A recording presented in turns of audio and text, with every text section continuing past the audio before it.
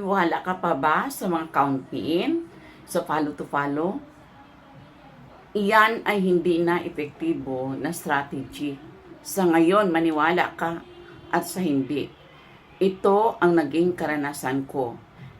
In the previous months ay talagang porsigido ako na mag-follow to follow dahil ang aking followers ay 6,000 pa lang, mahigit. Gusto ko umabot ng 10K. Isang araw ako ay nagkaroon ng maraming follow to follow, not exceeding 50 following, and that is every day. Dahil pag sumubra daw tayo sa 50 na pag-follow sa isang araw, magkaroon na rin tayo ng restrictions. Talagang desidido ako na magkaroon ng maraming followers sa mga buwan na yon.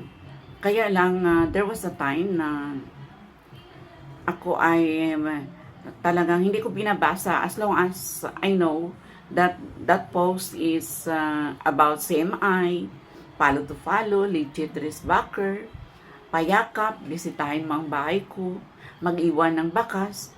So immediately, pag nakita ko ang ganyang post, without really understanding na ito pala ay may mga pangako, promises, too good to be true. Mayroon silang mga pangako na maraming stars, grocery, Gcaukos, ano pa mga material things. Dahil dito ay sa aking comments sa post na yun, nagkaroon ako ng restriction na isang buwan. Hindi ako pwedeng magkaroon ng iba't ibang tawag dito, yung audience visibility na wala yun.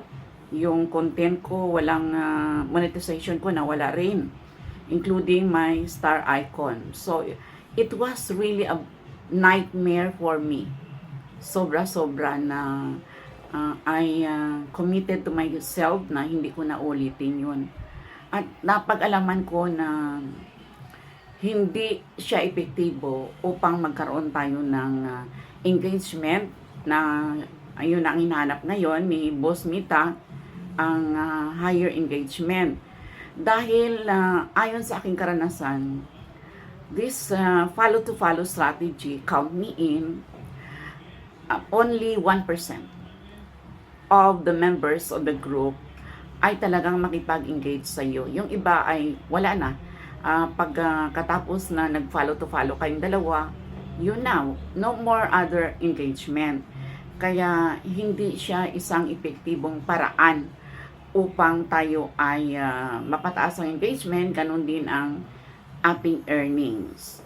Sa aking natutunan, lesson learned, na mas epektibo, the strategy should be pagbutihin natin ang ating content. Pagandahin natin, engaging, organic, original content na talagang informative, na mayroong value to our audience.